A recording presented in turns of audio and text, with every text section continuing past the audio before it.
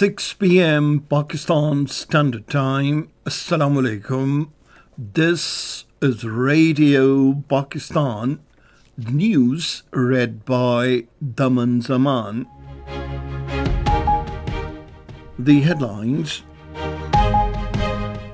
The Prime Minister says special economic zones will be made functional with all services to boost national exports. The Finance Minister has said the government is committed to economic reforms agenda. The Minister for Energy says Pakistan wants to improve bilateral relations with Russia in diverse fields.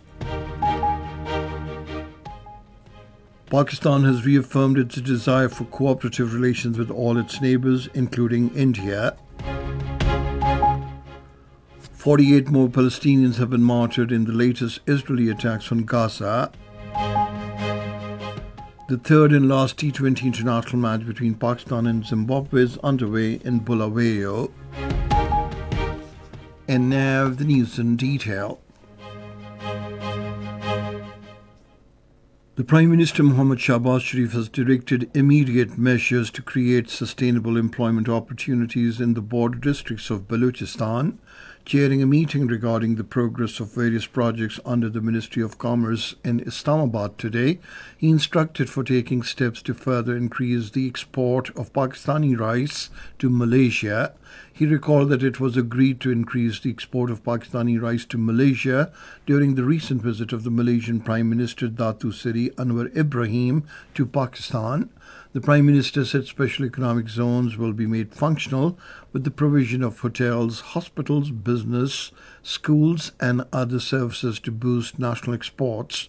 He directed the formation of a special cabinet committee to increase the production of major crops such as wheat, cotton, sugarcane, rice, edible oil and others.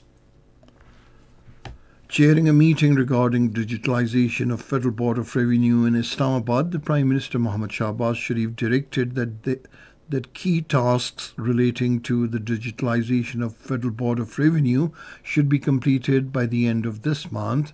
He emphasized the need to make taxation more effective and instructed strict measures for the implementation of revenue collection strategy.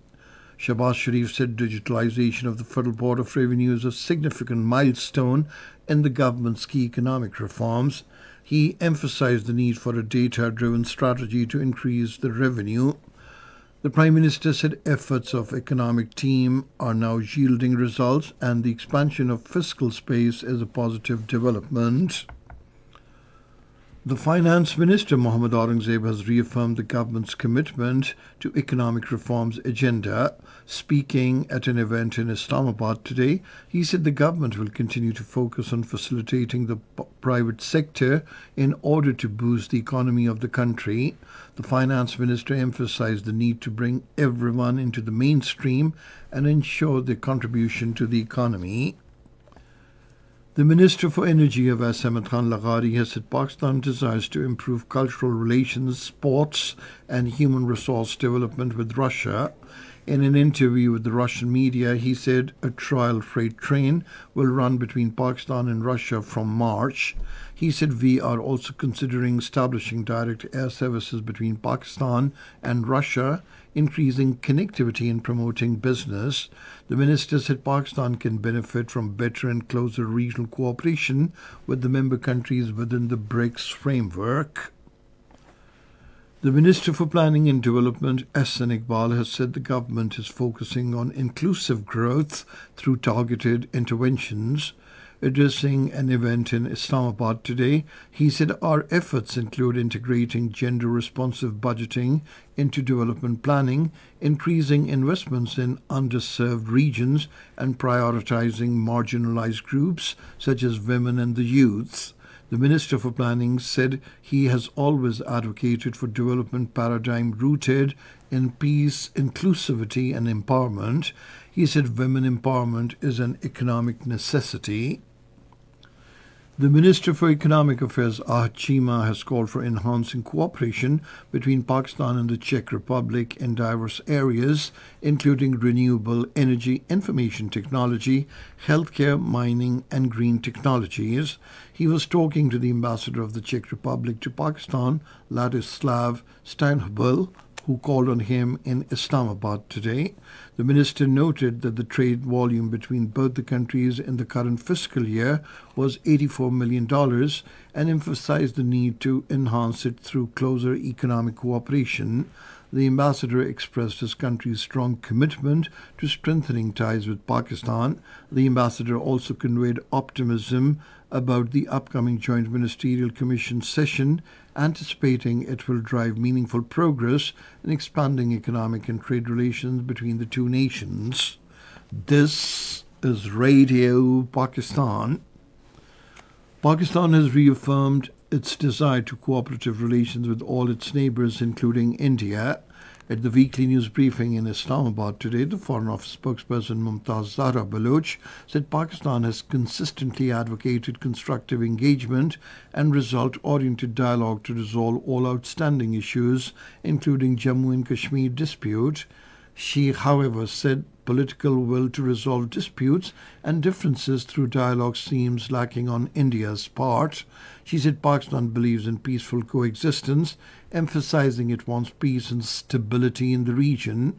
She said the eastern neighbours should create conducive environment for advancement of peace and dialogue and resolution of long-standing disputes. The spokesperson voiced concern over the continuing seizure of properties of Kashmiri people in the Indian illegally occupied Jammu and Kashmir. She said the Indian actions are part of an ongoing drive to confiscate Kashmiri lands and properties, to harass and intimidate the Kashmiri people and punish them for their dissenting political views. She urged the Indian authorities to end the ongoing campaign of seizing the properties and abide by its international obligations as an occupying power. Expressing deep concern over the latest developments in Syria, Mumtaz Zahra Baloch said, "We believe that the ongoing situation will further destabilize the region and embolden terrorist groups." She said it is critical to promote peace and security in Syria for regional stability. She called for international efforts to de-escalate the situation and for upholding unity, sovereignty and territorial integrity of Syria.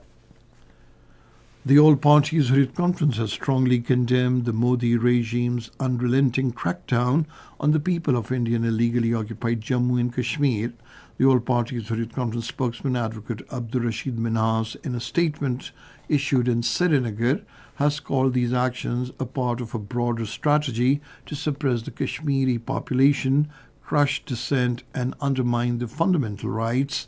He noted that the Indian government's actions were designed to create a climate of fear and insecurity among the Kashmiris. The APHC spokesman highlighted the growing pattern of arrests under false charges targeting political activists, youth and social workers who challenged the regime's oppressive policies in the territory. 48 more Palestinians have been martyred and over 200 others injured in the latest Israeli attacks on Gaza. Meanwhile, the Amnesty International says Israel is committing genocide against the Palestinians in the Gaza war. In its report, the London-based human rights group said it reached the conclusion after months of analyzing incidents and statements of Israeli officials.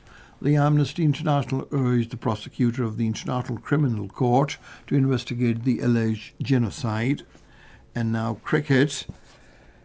Pakistan have set a victory target of 133 runs for Zimbabwe in the third and last T20 international match at Bulawayo. Pakistan scored 132 runs for the loss of 7 wickets in the stipulated 20 overs. Earlier, Pakistan won the toss and elected to bat. And finally, the weather report. Cold and dry weather is expected in most parts of the country, while very cold in northern areas during the next 12 hours. Fog is likely to persist in isolated plain areas of the Punjab and Upper Sindh during morning and night hours. And that is the end of this news bulletin.